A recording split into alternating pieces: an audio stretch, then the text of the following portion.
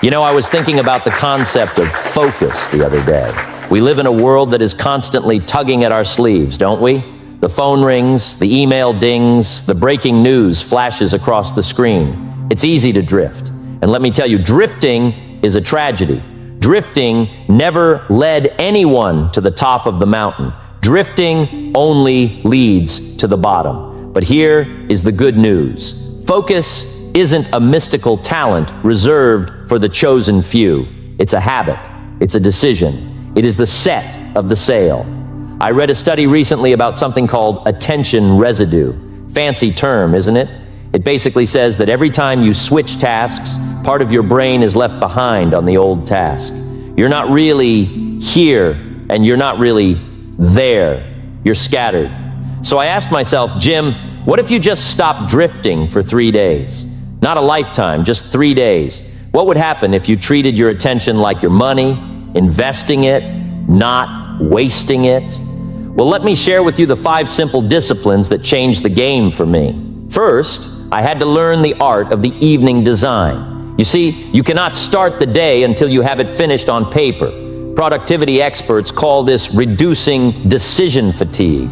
If you wake up asking, what should I do today? You have already lost the battle. The morning is for execution. The evening is for strategy. So, habit number 1. I wrote down the one absolute must-do task for the next day. Just one. Not 10 things that might happen, but the one thing that must happen. Then came habit number 2. I had to fire my distraction.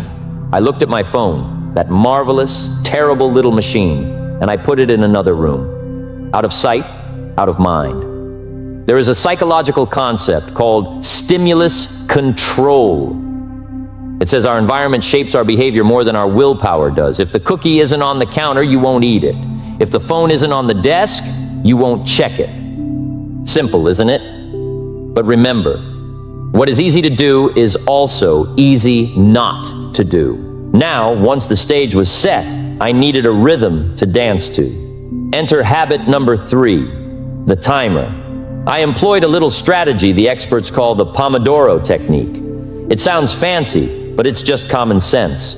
You work with intensity for 25 minutes, and then you disconnect for 5. Why? Because focus is a muscle, and muscles need release to grow stronger. If you try to hold your breath for an hour, you will pass out. But if you breathe in and breathe out, you can last a lifetime. During those 25 minutes, I was untouchable. No wandering, no wondering. Then came habit number 4. I treated my energy like a bank account. I didn't wait until I was bankrupt to make a deposit. I took real breaks, no screens, just a short walk or a glass of water to reset the biological clock. Most people rest when they are broken. I learned to rest to prevent breaking. It turns out the secret to moving fast is knowing when to stand still. Finally, we arrive at habit number 5, the review. You see, experience isn't the best teacher. Evaluated experience is the best teacher. At the end of each of those 3 days, I took 10 minutes to look back. I asked, what worked? What distracted me? Where did I lose the thread? And we call this a feedback loop. If you don't look at the scoreboard, you don't know how to play the next quarter. You cannot improve what you do not measure. It is amazing what happens when you start paying attention to your attention. I found that my focus hadn't just improved. My anxiety had vanished. Why? Because anxiety often comes from the open loops, the unfinished business, the feeling of being overwhelmed. But when you plan, you execute, you rest, and you review, you close the loops, you find a sense of peace. And peace, my friends, is the fertile soil where focus grows best. So here is the challenge I have for you. 3 days, not a lifetime, just 72 hours. Can you commit to that? Can you pay the small price of discipline today so you don't have to pay the heavy bill of regret tomorrow? Because here is the truth. The marketplace pays for value, and value comes from deep, concentrated effort. It doesn't come from skimming the surface. It doesn't come from being busy. It comes from being effective. Don't let the electronic noise steal your future. You are the captain. You set the sail. Take these habits.